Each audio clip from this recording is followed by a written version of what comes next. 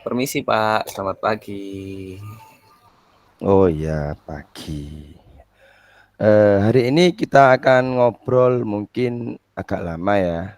Kamu nggak apa-apa? Iya Pak, enggak masalah, enggak apa-apa kok. Oke. Kak, akhir-akhir ini Bapak perhatikan kamu terlihat murung, juga tidak semangat kelihatannya. Kenapa, Nak? Iya Pak, saya memang perlu seseorang untuk menceritakan masalah yang sedang saya rasakan saat ini.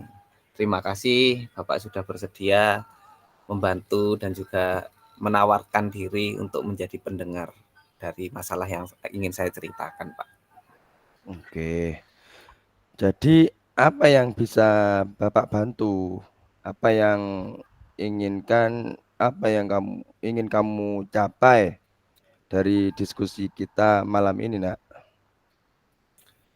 Saya hanya ingin dapat solusi dari masalah yang saya hadapi seperti itu. Terus ada lagi? Saya itu sebenarnya masih bingung, Pak, kenapa saya kok jadi seperti ini. Saya ingin tahu kenapa penyebabnya, apa yang terjadi pada diri saya, seperti itu. Oh, sekarang gini, coba sekarang kamu ceritakan ke Bapak apa yang kamu rasakan saat ini. Ayo, kamu ceritakan yang sedang kamu rasakan pada saat ini. Apa? Iya, Pak, saya merasa kalau saya tidak nyaman pada saat menjalani sebuah pelajaran, di salah satu pelajaran di kelas, Pak. Pelajaran apa? Gimana ya, Pak? Gini. Apa yang membuat kamu merasa tidak nyaman? Saya merasa kalau saya itu tidak bisa mengikuti pelajaran dengan baik, Pak. Maksudnya kamu tidak bisa eh, mengikuti pelajaran itu atau ada yang kurang dipahami dari pelajaran itu? Iya, Pak, saya sudah berusaha. Sebenarnya saya sudah berusaha keras, tapi tetap saja susah, Pak, untuk saya mengerti dan memahami pelajaran itu. Oh, masih susah dalam pelajaran itu ya. Oke, coba kamu jelaskan ke Bapak proses pelajaran itu bagaimana? Gurunya sih sebenarnya baik, Pak. Cuma sepertinya saya saja yang kurang mengerti bagaimana agar lebih paham untuk mengikuti pelajaran itu. Bentar, gini. Kurang mengertinya bagaimana? Apa yang membuat kamu merasa susah untuk memahami pelajaran itu? Iya, Pak. Saya sebenarnya sih menyimak dengan sungguh-sungguh pelajaran itu, pelajaran dari guru itu. Tapi setelah sampai rumah, entah kenapa benar-benar tidak ingat, Pak. Makanya nilai saya menjadi jeblok di pelajaran itu. Oh, jadi nilainya di pelajaran itu turun, buruk gitu ya? Iya, Pak. Jadi kamu susah menangkap penjelasan pelajaran dari guru itu. Iya, sepertinya seperti itu, Pak. Saya merasanya seperti itu. Oke, eh, Ibu mau tahu selama ini apa yang sudah kamu lakukan untuk bisa memahami pelajaran itu? Saya ya cuma dengerin aja sih, Pak. Paling sampai rumah saya baca-baca lagi. Terus selama ini bagaimana dengan pelajaran yang lainnya? Kalau pelajaran yang lain, saya tidak ada masalah, Pak. Saya lebih mudah menangkap pelajaran itu. Apalagi kalau gurunya itu dalam mengajar, pakai media-media yang menarik, pakai PPT, terus kemudian kayak nayangin-nayangin video pembelajaran gitu, Pak. Jadi saya kan enak, terus gampang ingetnya, Pak. Oh, kalau boleh Ibu, kalau boleh Bapak coba simpulkan untuk di pelajaran ini. kamu merasa tidak nyamannya karena guru mata pelajaran itu tidak sering, jarang menampilkan video, PPT, begitu ya? Hmm, iya Pak, betul. Sepertinya begitu. Soalnya di pelajaran kimia yang lebih susah dari pelajaran ini, saya itu tetap lebih mudah paham. Berarti Hmm. mungkin cara belajar saya itu butuh stimulus seperti banyak gambar-gambar gitu Pak, agar menjadi mudah ingatnya gitu. Oke, oke, oke, oke. Berarti kamu sudah tahu ini ya penyebabnya kamu merasa kesulitan dalam pelajaran itu. Terus ada lagi nggak yang kamu pikir itu menjadi hambatan kamu dalam memahami pelajaran yang kamu rasa sulit tadi itu? Sepertinya nggak ada sih Pak.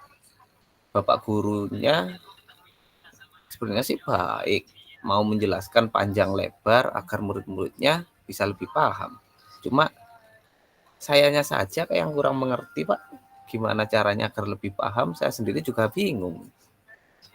Nah, kira-kira untuk beberapa hari ke depan, apa yang akan kamu lakukan?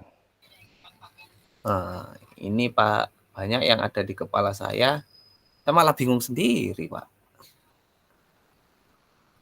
Ya, ya, ya, ya.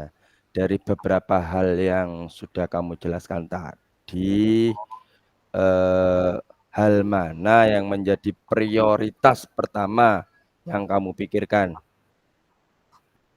Yang jadi prioritas pertama saya akan menemui Pak Simon Pak, untuk berdiskusi dengan beliau bagaimana agar saya bisa lebih memahami pelajarannya. Kemudian yang kedua, saya akan membuat jadwal dengan Pak Simon bila ada materi yang belum saya pahami dengan baik, Pak. Oke, bagus. Itu langkah-langkah yang baik, langkah-langkah yang bagus untuk kamu. Kira-kira ada hal lain yang akan kamu lakukan di rumah selain membuat jadwal dengan Pak Simon?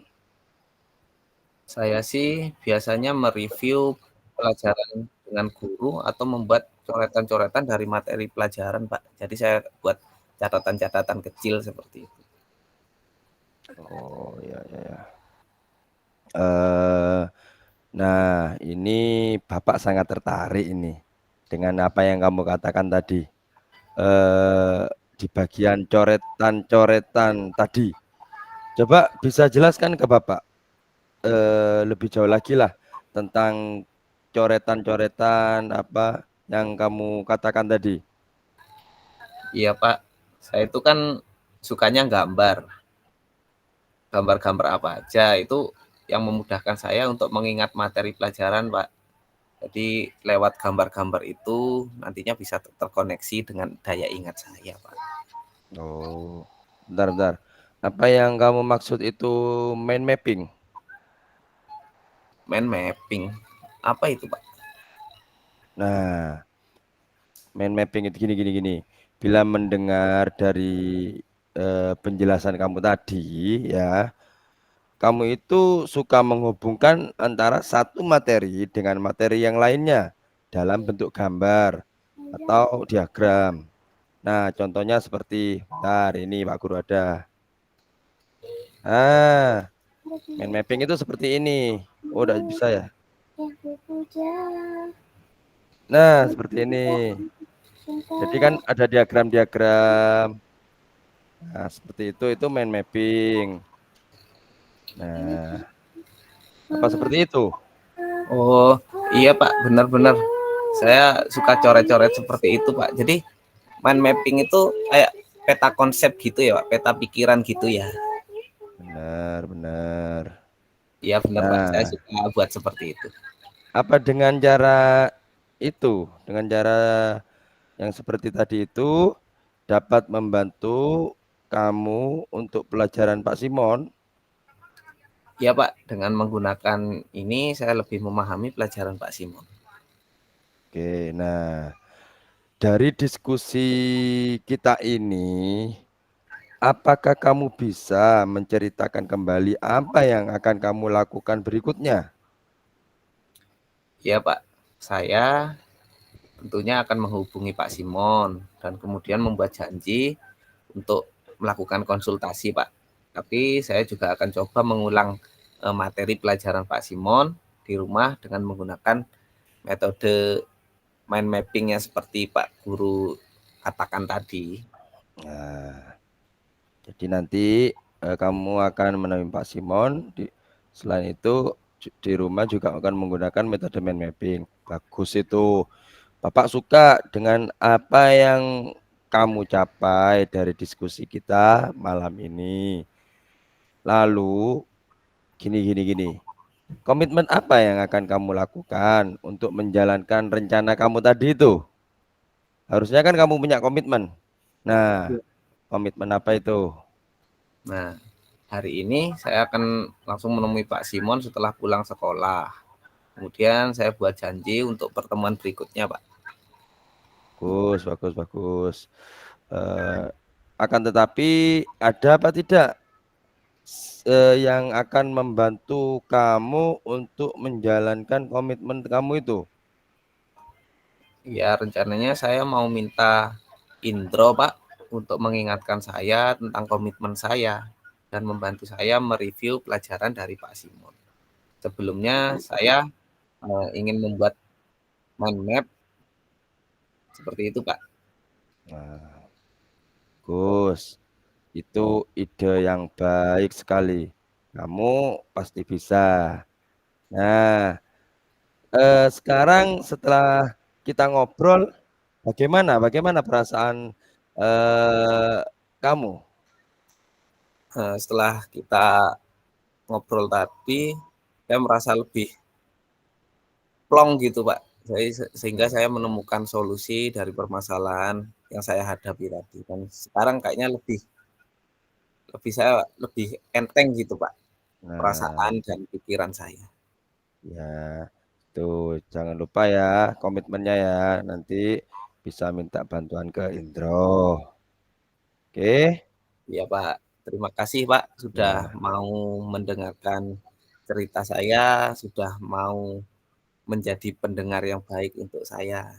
sama-sama. Nanti suatu hari kalau memang ada yang perlu diceritakan, butuh teman untuk bercerita, Bapak siap untuk menjadi pendengar, untuk saling berbagi solusi. Oke? Siap, Pak. Sekali lagi terima Oke, kasih, Pak. oke, sama-sama.